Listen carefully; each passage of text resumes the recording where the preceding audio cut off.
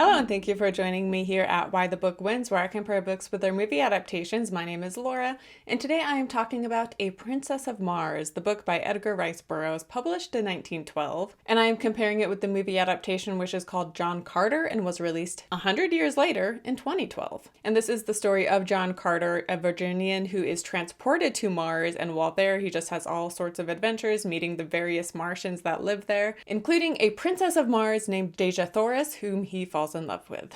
And I wasn't sure what I would think of this book because I'm not big on fantasy, and this is sci-fi fantasy, but it still is very much a fantasy story, and those are not what I usually prefer reading. So I was a little hesitant going into this, but I wanted to cover it because this movie my husband really enjoys. I had never seen it up until we started dating, and I really like the movie too, so it's one I've been wanting to cover. I was just hesitant about reading the book, but this was a pleasant surprise because I actually really enjoyed this book. It's a fun adventure story, and even though the character of John Carter isn't very relatable, like he is just so good that it's annoying. Like he's so loyal and he's kind to animals and he's kind to women and he's a fighter and he's very courageous and he doesn't know fear. And so he just, is not relatable at all. And there are moments in the book that are just so cheesy.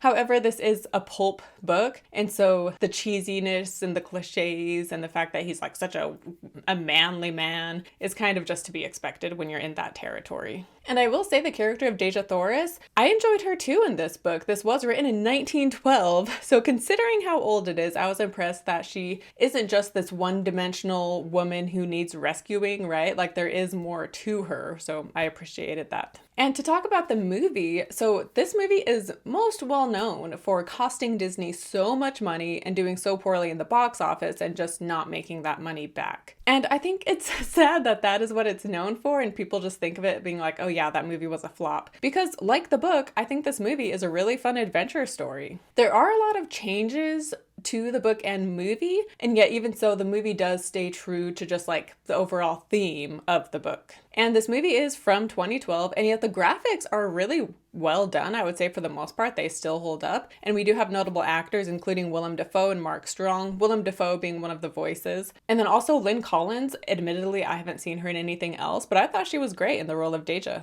I will say though, Taylor Kish, who plays John Carter, there are some moments where I wasn't too impressed with his delivery of certain lines. And there are a lot of lines in this movie that are pretty cheesy, which is reflective of the book too, but I feel like the right actor could have delivered those cheesy lines in a way that was believable, or that you just kind of, you still like were in the moment, even though the line was cheesy. Whereas when he delivers some lines, it takes you out of the moment and you're just like, wow, like that was cheesy.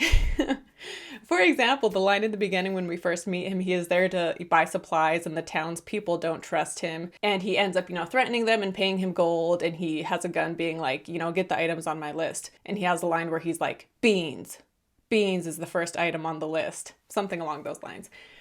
Which was kind of a dumb line, but the right actor could have delivered it in a way where maybe it seems cool, right? But Taylor Kish did not deliver it in a way that seemed cool, in my opinion. So I feel like he is the weak link here, and considering he is the lead actor, it does kind of hurt the movie. He's not terrible at all times. It's just certain moments where it's just kind of like, I don't know about that.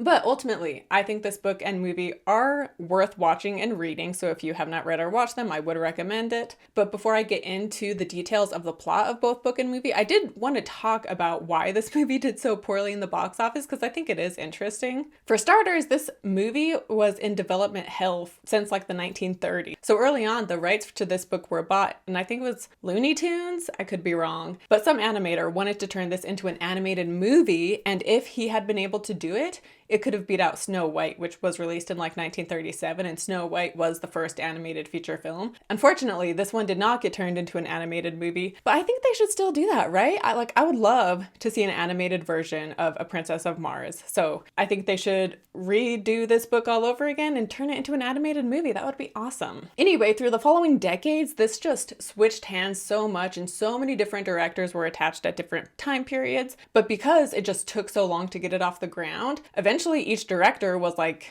I mean, I can't stick around forever. I need to move on to the next thing. For example, Jon Favreau was connected, but eventually he had to move on because Iron Man came around and he was like, well, I can't just sit here waiting, so I'm going to go work on Iron Man. But it eventually fell into the hands of Andrew Stanton, who so far up until this movie, he had directed 2 movies, but they were both animated movies, Wall-E and Finding Nemo. But because those 2 movies were so popular, Disney approved him to have this huge budget for John Carter since they considered him like a proven director who had already made them 2 big movies. And apparently while working on John Carter, he would like consult with other directors who worked on animated features, and he didn't consult or get the advice of people who worked on live action movies for some reason. And so I read that he did do a lot of reshoots of various scenes, just doing them again and again, which with an animated movie, you can like redo a scene multiple times and it doesn't cost that much money. Whereas for a live action movie, to redo a scene countless times, like that adds up. So that's one reason why the cost of the movie was so high. But also with the title, so the movie is called John Carter. You know, the book is A Princess of Mars, and they were going to call the movie John Carter of Mars. But Andrew Stanton did not want Mars in the title because he wanted it to appeal to a broader audience. And he thought if it, you know, something sci-fi related was in the title, it would prevent people from wanting to see it. And he also didn't want it to be considered John Carter of Mars because he's like, you know, throughout this movie, John Carter hasn't adopted Mars as his home yet. So to call it John Carter of Mars, like, is misleading because, like, that's not who he is at this point, which I disagree with. I think John Carter of Mars would have been a fine title. But also in the marketing, there was no mention of Edgar Rice Burroughs or the fact that this was based on such like a huge sci-fi novel. Like this book, I know I've said it multiple times, but it is from 1912. Like this inspired so many other sci-fi books. Star Wars, George Lucas took inspiration from this book. So it was such like a touchstone and a cornerstone in the sci-fi world, and yet no mention is made of that. So when people see this trailer, they just think of it as being like another Star Wars or not another Dune, because Dune, you know, only the David Lynch movie had been made up to that point. But anyway, when people saw it, they probably just thought it was some ripoff of Star Wars or Star Trek or something, when no, like this influenced Star Wars and Star Trek and all of that. But another reason is that when it was time to release a teaser trailer, apparently Andrew Stanton hadn't filmed or hadn't like made more of the action scenes because of the order in which he filmed it. So then when it came time to give them footage for a trailer, there weren't any like exciting action scenes. And so they think that the teaser just didn't draw in the attention because it wasn't interesting enough. And funny enough, this movie did fairly decent outside of the US because foreign countries get a later release date. And so by the time it was released in these foreign countries, they'd had time to make better trailers. And so more people were interested in other countries because the trailers were better. And in particular, this movie did really well in Russia. Fun fact. I will say I watched the teaser trailer for this just this morning, and I actually like the teaser. I will say, like, yeah, there's no action scenes in the teaser, but I thought it was a good trailer. And I feel like I remember going to the theaters a lot, like in 2011 and 2012. So I'm sure I must have seen a trailer for this, but it doesn't stand out 10 years later. But anyway, a lot of people hate on the teaser as being a reason it didn't do well. And that, you know, obviously could contribute to it, but I like the teaser well enough. But at the end of the day, it does seem like the reason this didn't do as well at the box office as they hoped, especially considering the huge budget this movie had, it does look like it falls on the shoulders of the director, Andrew Stanton. I feel like oftentimes you can blame other people for that, like the studio wanting to make changes or this or that, but he had a lot of control over the marketing. And it seems like he just didn't make the right call with some of those decisions. But like I said, I do like this movie. So it's not like I think he created a flop. I think he just didn't market it well. So if you have not seen this movie yet, don't let the negative reviews and like the history around it of it being considered this huge Disney flop, because Disney lost more money on this than like, there was one other movie that they lost a lot of money with, but now, oh, The Lone Ranger. So this and The Lone Ranger cost Disney a ton of money. But, you know, regardless, try to forget about that and you should rent this movie, check it out. I think it's a fun time and very enjoyable. And then from here on out throughout the rest of this episode, there will be spoilers for both the book and the movie. So I'm going to begin with the character of John Carter and his personality and his time on Earth. So in the book, for starters, so First of all, this book and movie, it's framed where Edgar Rice Burroughs is a character in this book, and John Carter, he calls his uncle. And so his uncle, John Carter, left him this letter when he died with this like book journal of his telling his story. And so in the beginning of this journal that he leaves for his nephew, Edgar Rice Burroughs, he says in the book that he does not know how old he is because he doesn't age like normal men, and he just remembers always being approximately 30, and that he has no memory of his childhood. This is not in the movie, this is only the book, but I was confused by this. Like, is this him reflecting after he's come back from Mars? So does this, like, did his trip to Mars affect his memory and make him not remember his childhood and make his thought of age be confusing? Or was this even prior to Mars? He didn't know how old he was, and he didn't remember his childhood. Because if that's the case, then was John Carter always a Martian or something? Like, why doesn't he remember being a child? So that was kind of odd, and I still don't understand why he doesn't remember his childhood. And yeah, so that was kind of confusing. But he is from Virginia, and then the Civil War happens, and in the book, he ends up in Arizona. I forget why, but he befriends this other guy in the army called Powell, and he and Powell start hunting for gold in the Arizona caves and stuff, and they find some, but then they need supplies. So Powell is like, I'll go get the supplies, and so Carter is waiting in the cave, and he sees Powell riding off, but then he notices that some Native Americans are going after Powell, so then he follows him. Long story short, Powell is killed, and Carter is hiding in a cave to protect himself against the Native Americans, and while he is in there, basically, like, he has this literal out-of-body experience where he sees his body, and then he sees Mars in the sky, and then he is just transported to Mars. And he's also naked when he has this out-of-body thing going on, and so when he arrives on Mars, he is naked, and right from the start, like, he knows he is on Mars. There is no confusion. He realizes where he is. Whereas in the movie, Carter is again in Arizona, and he is looking for gold, but he is by himself looking for gold. And the townspeople all just think he's like this crazy guy who's just threatening and scary and looking for some crazy mythical gold. And we also later find out in the movie that he had had a wife and child who end up being killed. We don't know who killed them. But since they have died, he now has just become this rogue man who has no loyalty to anyone and is just looking out for himself, and just has become very hardened with this chip on his shoulder. But this guy who works for the Union Army is in Arizona, and his name is Powell, and he wants to get Carter back in the military. And so they try to get him, but he keeps escaping. And during one of his times escaping, they come across Native Americans, and they go up in the caves. And while they're in the caves, Carter is like looking at the writing on the cave, and then this mysterious man shows up who tries to kill Carter. And so Powell calls out to him being like, look out. And while Carter is fighting the strange man has a medallion, and Carter gets a hold of it, and he repeats what the man had been saying as he is dying, because Carter kills him. And as he repeats what the man is saying, this medallion causes him to be transported to Mars. So the movie gives you a much more clear-cut reason why he is transported to Mars. And then Powell in the book was his friend, whereas in the movie, Powell, played by Bryan Cranston, is this guy who is trying to force him back into the military. And in some ways, I like that the movie has Carter be this character, with a chip on his shoulder and, just very much a rebel. It's cheesy, I will say that. And having the dead wife and child is also like, oh yeah, of course. But in the book, it was annoying too, like I said, because he was just so good and so loyal and so trustworthy and so, whatever. So good, it was unbelievable. And you had a hard time connecting to him. And he has no character arc because he's great from the start of the book and he's great at the end of the book, essentially, right? Whereas at least in the movie, he has more of an arc, I will say, even if it is a cheesy arc. So overall, I like that change, although in the early parts of the movie, his rebellious attitude does get kind of old. And then to talk about the Tharks in Tarkis. So when he first arrives on Mars, the first creature group of people he comes across are the Tharks, which are these large green creatures with these tusks, and they are like twice the size of him, and they have 6 arms, or they have 2 legs, 2 arms, and then these middle arms that can be used as either legs or arms.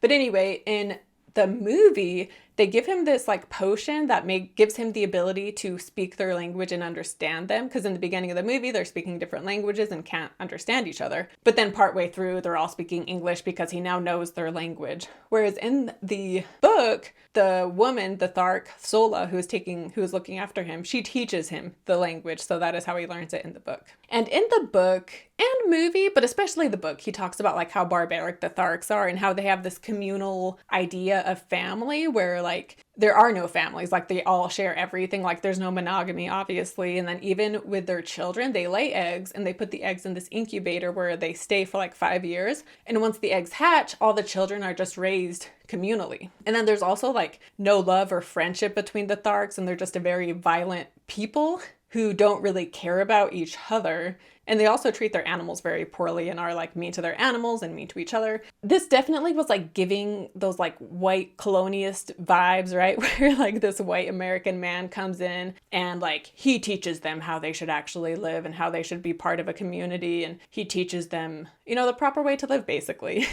Which I'm not saying the Tharks were doing the right thing in every way. But yeah, it was definitely giving off those like white colonialization vibes, I will say. In the book, not the movie. And they show it in the movie, like they show how, you know, how the kids are, how it's raised communally, and they all just kind of fight for whichever one they're going to raise, even if it's not the one that they biologically had. But yeah, it was more of a thing in the book. And in the book, like I said, they are very cruel to their animals, but John Carter teaches them to be kind and respectful to their animals. And by being kind and respectful, your animals are like more of use to you and more loyal to you, which makes it just work better for both parties involved.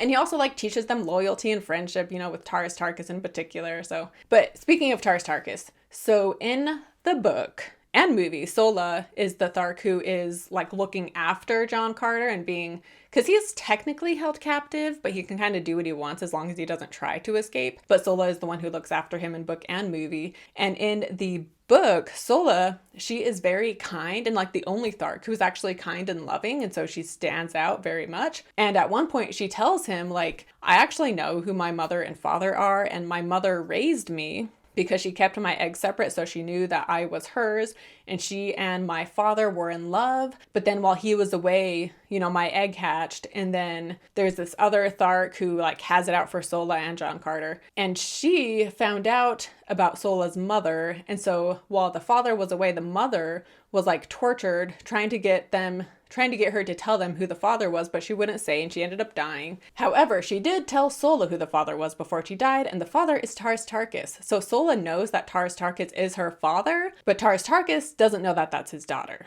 Whereas it is reversed in the movie. In the movie, Tarkus knows Sola is his daughter, but she has no idea that that is her father. So similar, but a little different in book and movie. But Tarkus, like I said, is one of the Tharks that John Carter becomes very good friends with, and they fight side by side, and they really respect each other and admire each other. And in the movie and book, he is given a new Thark name. I'm trying to remember what it is now. But in the movie, they say that this name translates to my two right arms, meaning he is like so valuable, he is Tarkus's two right arms. Whereas in the book, he gets that name because he kills two Tharks, and those names are the names of each of the Tharks. And so when you kill a Thark, you get their armor, and you also like their name.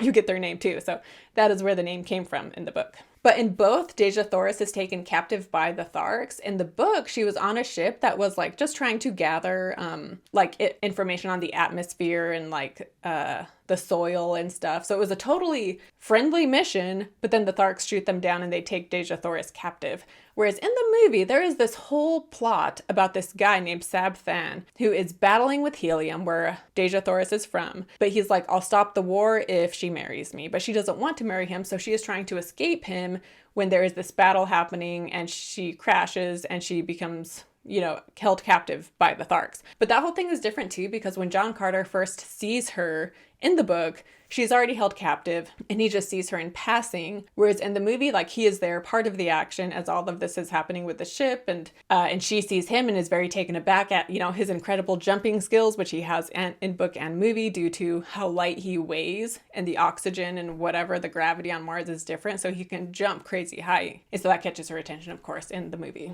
And in the book, there is also a part where there is a war with Helium, and the guy says he will end the war if he marries Dejah Thoris. And in the movie, the dad is like, you need to marry him and end this war. Whereas in the book, like, they did not want her to marry someone she didn't want to, and they thought like it would be insulting to force their princess to marry against her will. So she didn't have that pressure going on. However, partway through the book, because she and John Carter fall in love, but partway through the book, she thinks he is dead. So when she thinks Carter is no longer alive, she tells the guy she agrees to marry him. But then afterward, John Carter shows up and she's like, what? Like, I already agreed to marry this guy. I thought you were dead. But of course, you know, spoiler alert, in book and movie, she doesn't end up marrying that guy, and she ends up marrying John Carter in the end. But yeah, I liked Dejah Thoris in the book, but I really liked her in the movie as well. I thought the actress who played her was really good, and she is just very smart, but very tough and very strong. And yeah, I loved her character. Again, some of those are like cliches at this point, but I don't care. I liked her. But in the movie, so that Sabthan guy who wants to marry Dejah Thoris, he is being guided by the Therns, who are the bald people who John Carter fought with in the cave, and the Therns have those medallions that can travel to the different planets. And in the book, there are no Therns. I don't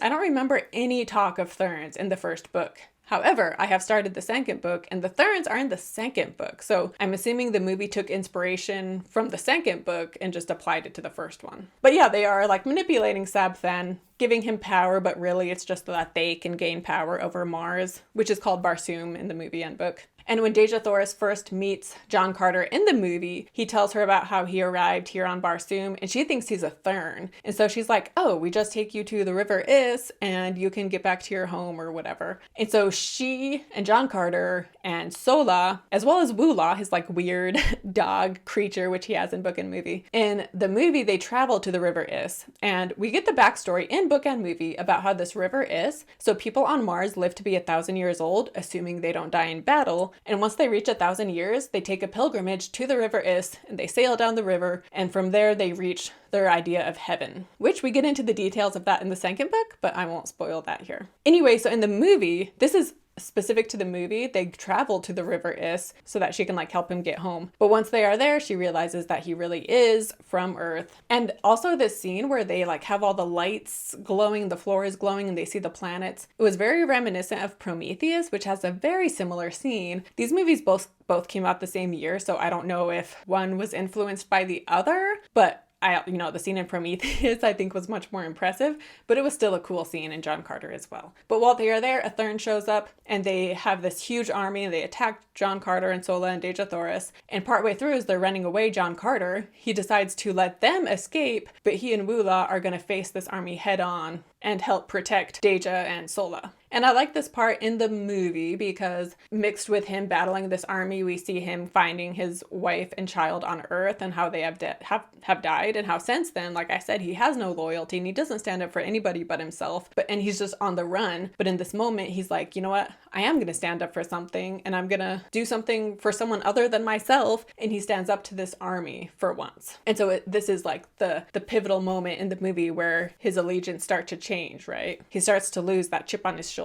But then in both, there is the scene where we have a battle in the arena. However, in the book, so he and Dejah and Sola are trying to escape. And then it's the same thing where he lets her get away so that he can protect her and fight. And then he is taken prisoner. But in the book, it's not the Tharks. It's like this other group where they take him prisoner and they put him in the arena, these gladiator fights. And he meets this other guy too, he's not from Helium, but he's like a human looking person. And the two of them are battling all these different creatures until finally it's just the two of them left standing. And so since they're the two left standing, they now need to fight each other. But they've become friends. However, it is getting dark. And so the people can't see very clearly. So they act as if this guy kills John Carter. And so because he kills John Carter, this guy is able to escape, and then John Carter also escapes. And then the two of them end up meeting each other just by coincidence later on, and this guy is in like the naval fleet for whatever city he's part of. And so John Carter flies with him and like joins this military. Whereas in the movie, he is captured by the Tharks and put in their gladiator arena thing. And Tarkus is there because Tarkus stood up to the current leader and he lost. So now he is here to fight the white apes and things. Whereas in the book, by the way, Tarkus stands up to the leader who is a bad guy and he wins. So Tarkus was never like in these gladiator fights. But in the movie, he and Tarkus and eventually Sola become part of this fight, fighting these white apes, and John Carter ends up killing the white apes, and all of the arena is just like cheering for him. And it is in this moment when they have so much respect for him that he's like, hey, we need to gather together and we need to fight and save Helium from the attack of Sabthan and his people. And so he's able to motivate them to help support Helium.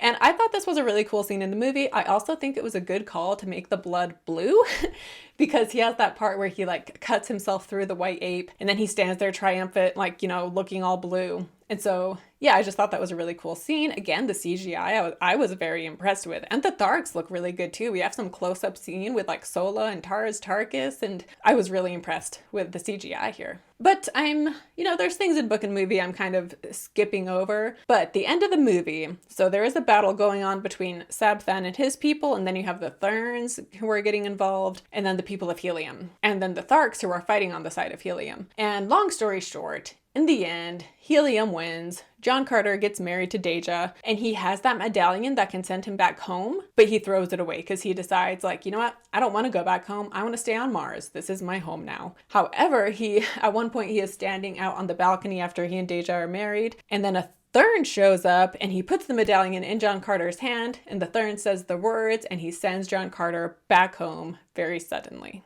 And so once he is on Earth, he is trying to find another medallion. However, he is never able to come across one. And so he stages this trap to lure a Thern to him so that he can kill the Thern and get the medallion. Because the Therns have these medallions that can help them travel to different planets. And so they have had a Thern on Earth tracking John Carter ever since he was sent back. And so with the help of Edgar Rice Burroughs, he gets a Thern, gets the medallion, and at the end of the movie, he returns to Mars. Whereas in the end of the book, so first of all, I want to say, as in the book, he has all of these different adventures on Mars. And by the way, this was released in a magazine, so it was serialized. And so each chapter is kind of its own adventure, similar to The Hobbit. And then this also, Edgar Rice Burroughs was embarrassed to write these, and so he wrote it under a pseudonym. However, it ended up being insanely popular, and it was eventually released as like an actual book, but it was originally released serialized. Anyway, one of his adventures, he comes across this guy who runs this system that they have on Mars to keep the air breathable, because the air on Mars cannot sustain life, but they have rigged it somehow so that it can. And this guy is in charge of it, and he is the only one who knows how to gain access to this system. And also, I forgot to mention that on Mars, people can read each other's minds. And so when John Carter is there, he can read the minds of others, but no one can read his mind. In the movie, the Therns are telepathic, but that's it. But yeah, in the book, everybody can read each other's mind, except John Carter. No one can read his. And so he meets this guy, and he asks him like, oh, how do you get inside to the oxygen whatever thing? And the guy imagines in his mind, he sees how it's done, but verbally he's like, oh, I can't tell you that. That's a secret. But John Carter knows based on reading the guy's mind, because the guy assumes John Carter can't read his mind since he can't read John Carter's. Anyway, John Carter also sees in this guy's mind that he is going to kill John Carter. So John Carter ends up running away and is fine. But he ends up marrying Dejah Thoris, and they are together for 10 years. And around the 5-year mark, which Dejah's people, they also are born from eggs. And so she lays an egg around the 5-year mark, and they put it in its incubator to be hatched in 5 years' time. However, around the time the egg would be hatching, the guy who runs that oxygen plant thing, he ends up being killed, and no one knows how to gain access to the machinery. And so all of Barsoom is like, we're going to be dead. We're going to suffocate within a few days' time. And they all just kind of accept their fate. And it's not until like 3 days later where Dejah is getting very faint, and John Carter like hates to see her on the brink of death. And suddenly he remembers, like, wait a minute, 10 years ago, that guy, I met him and I saw how to gain access to this machinery. And so he runs over there, or flies over there, and he is able to unlock the door. But as he is unlocking it, he is randomly transported back to Earth. And so he knows he was able to open the doors, and there were people with him. So he's assuming people with him went in there and fixed whatever was wrong, but he doesn't know for sure because he was transported back to Earth, and so he doesn't know if he saved it in time to keep Dejah from dying. And so he is back on Earth, and again, he was just like randomly transported to and from Mars. So throughout the next 10 years, he will just stand looking at Mars being like, take me back. But it's just not happening. But he does say he gets a vision of seeing Dejah with a son who he assumes is his, but he just doesn't know how to make it back there. And that is how the book ends, with him on Earth just being like, I want to go back someday. So it is very much a cliffhanger where it's like, wait, what? Like, even based on the movie, like, you assume, and there's other books. So obviously he does get back to Mars. But yeah, the book ends very much a cliffhanger. But when it comes to book versus movie, I do like the book a lot. Like I said, I was surprised how much I liked it. But I'm actually going to say I think the movie wins. That might be controversial for me to say, considering what a landmark this book is. But I think the movie is a lot of fun. I really enjoy the visuals. And even though I liked the book, there were still times where, it still isn't my favorite type of book, right? Because fantasy still just isn't my favorite. Whereas I prefer watching fantasy more than I do reading it. So personal preference, I guess at the end of the day, is me choosing the movie. And I do like that Carter has more of an arc in the movie as well, and that pivotal scene where he decides to fight for Dejah and stand up for something and have that loyalty, where in the movie he had loyalty right from the start, right? Like, he was a perfect man who had no flaws, so there was no pivotal scene and there was no arc for him in the movie. So yeah, I will say the movie wins. Let me know your thoughts down below in the comments, what you think of this book, what you think of this movie, which one you prefer. And like I said, I have started the second book. I have not finished it yet, but in case you didn't know, I have a Patreon account, so I will link to it down below and you can sign up on Patreon. And for my February Patreon episode, I am planning on doing a video talking about the next two books in the Mars trilogy. So I will be reading The God of Mars, and the third book, I don't remember the name, but I will read those and make a video talking about them, giving my book review as well as getting into spoilers, into the details of what happens. And you can also like and subscribe this video on YouTube. It would mean so much to me. And then if you leave my podcast a rating and review, I would love that as well. So there are ways you can support the channel that mean a lot. That doesn't require donating money. But yeah, I hope you guys liked this episode. Thank you so much for watching. And if there was anything you have questions about that I didn't get to in this episode, you can comment down below and we can have a conversation about John Carter and A Princess of Mars. I will see you next time. Bye.